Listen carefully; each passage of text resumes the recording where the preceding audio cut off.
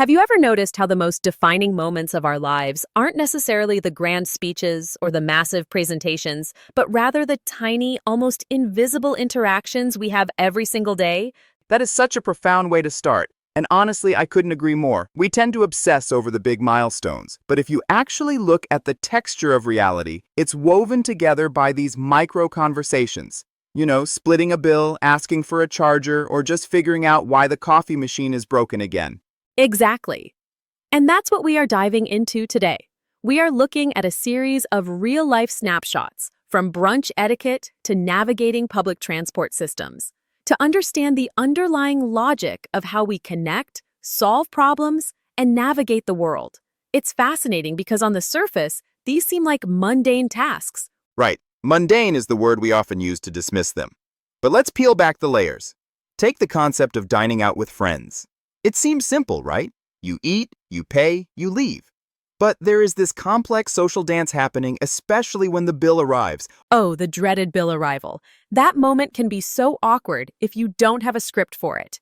In the scenarios we've looked at, there's this very smooth transition where the group decides to split the bill evenly to make things easier. Which is a huge cultural marker, by the way. In some cultures, fighting over who pays the whole bill is a sign of respect.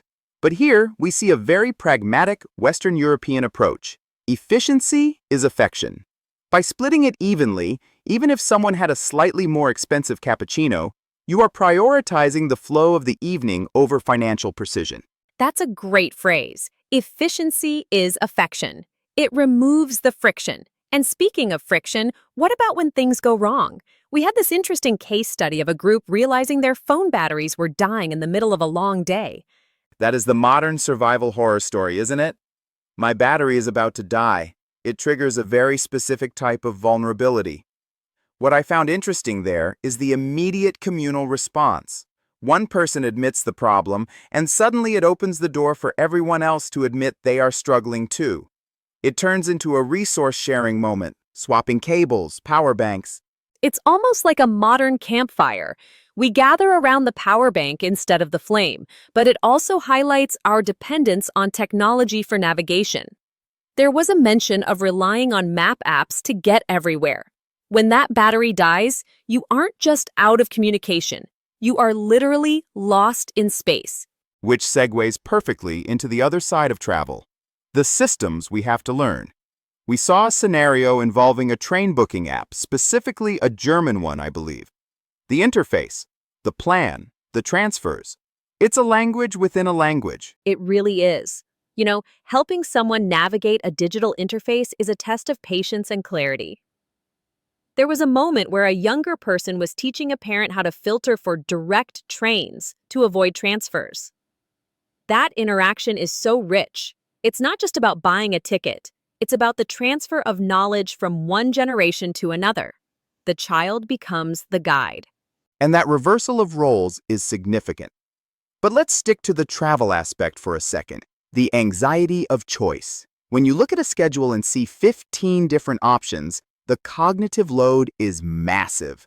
The advice given was simple. Look for no transfers. In life, as in travel, we are always looking for the straight line, aren't we? We are. We want the direct route. But sometimes the environment fights back.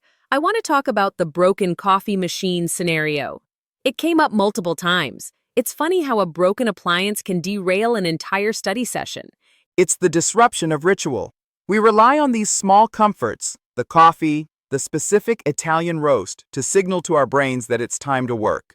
When the machine breaks, it's not just a caffeine deficit, it's a psychological break in the workflow. But look at the solution. They didn't just give up. They pivoted. They moved to a cafe. Adaptation. That's the key skill here. And speaking of adaptation, we have to discuss the summer heat conversation. The struggle of a stuffy room and the hesitation to open a window because of noise versus the need for air.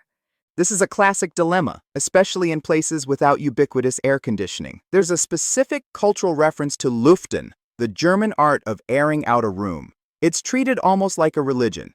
You endure the noise to get that cross breeze. It's a sensory trade-off. You're trading acoustic comfort for thermal comfort. It's funny you mention sensory trade-offs. That reminds me of the restaurant scene where the customer had to send back cold buffalo wings.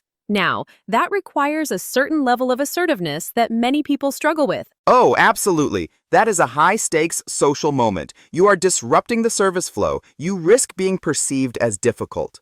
But the way it was handled in the example was textbook. Polite but firm. Let me try. Yes, that's right. Waiter, please. It wasn't aggressive. It was factual. That's a crucial distinction. Being factual rather than emotional. It changes the dynamic from a complaint to a problem-solving request. And then, shifting gears entirely, we saw a reunion of old friends, the Uncle Henry scenario. That was heartwarming.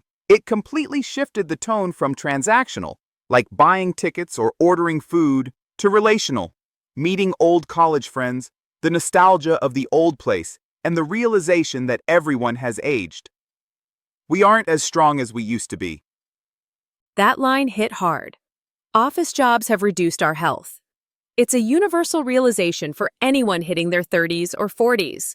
But what I loved was the immediate desire to reclaim that youth through a camping trip. It's like they were trying to physically go back to a time when they were more capable. And yet, they had to modify the plan. They can't just backpack like they used to. Now they need an SUV and a campsite they can drive into. It's a compromise between their nostalgia and their current reality. It's a very human moment of accepting limitations while still seeking adventure.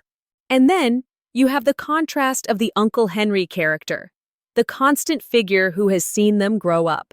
He's almost like a landmark in their lives. He remembers them as broke students walking 5 kilometers, and now they are ordering expensive coffees and offering to treat each other. It shows economic mobility, right? They went from walking home on empty stomachs to fighting over who pays the bill. It brings us full circle to the money conversation. But here, paying isn't about efficiency. It's about status and generosity. Let me treat you this time. It's a signal of success. It really is. It's a way of saying, I made it. Now, I want to zoom in on something a bit more technical, but equally important, the domestic sphere. We saw scenes about grocery shopping, laundry detergents, and gardening. The unglamorous underbelly of adulthood. But listen, mastering the grocery store is mastering life. The strategy of writing a list to match the aisle layout, that is peak efficiency. And the debate between liquid detergent versus capsules? It sounds trivial, but it's actually about value and chemical optimization. Diluted dish soap prevents the smell from sticking. These are the tips you don't learn in school. You learn them by ruining a few dishes first. Precisely. And gardening? That's a whole other level of patience. You're dealing with seeds, soil, timing, and wooden poles for climbing plants. It's a metaphor for investment. You put the work in now, the digging, the fertilizing, and you hope for a return in the future. It's the opposite of the instant gratification of the coffee machine. That's a beautiful parallel. The coffee machine is instant when it works, but the garden is slow. And somewhere in between, we have the repairman scenario, the circuit breaker. The fear of the invisible. Electricity is scary. When the lights flicker or the breaker trips, you realize how fragile your domestic safety is. Calling in an expert, describing the sound the microwave makes, that requires a very specific vocabulary. You have to translate a physical phenomenon into words so someone else can fix it. And the relief when it's fixed. It's free this time, next time, $8. That relief is palpable. It's the restoration of order. Looking at all these scenarios together, from the high emotion of a reunion to the low annoyance of a broken light, what stands out to you? I think what stands out is the resilience embedded in these interactions. In every single scenario, there was a problem, a bill to pay, a dead phone, a cold meal, a confusing app, a broken light. And in every scenario, there was a solution found through communication. That is such a key insight. We often think of communication as just chatting, but it's actually a tool for survival and problem solving. Completely. And it's also about asking for help. That's a recurring theme. Asking the waiter, asking the friend for a charger, asking the mom for tech help, asking the repairman. We are not solitary creatures. We survive these mundane days because we are part of a network. Even the stranger at the crosswalk, there was that tiny moment where someone didn't know how to cross the street because they didn't press the button. Oh, right. The beg button on the traffic light. A stranger had to intervene. You have to press this. It's a micro lesson in civic cooperation. You can stand there waiting forever if you don't know the system, but one tiny interaction with a stranger unlocks the path. Today, you've acquired a new skill. That was the line. And isn't that what every day is? We are constantly acquiring these tiny skills. How to pick a ripe tomato, how to find a seat on a train, how to tell a friend you're late without ruining the vibe. Absolutely. And I think for our listeners, the takeaway is to stop looking at these moments as interruptions to your life. They are your life. The frustration of the broken coffee machine is a chance to explore a new cafe. The confusion of the train app is a chance to bond with your child who knows better. It reframes the annoyance into an opportunity. I love that. It makes the daily grind feel a little more meaningful. It does. It adds a layer of narrative to the chaos. We aren't just getting through the day, we are navigating a complex series of social and mechanical systems. And honestly, we're doing a pretty good job of it. We really are. So, next time you are splitting a bill or waiting for your phone to charge, take a second to appreciate the interaction. You're participating in a vast, complex human dance.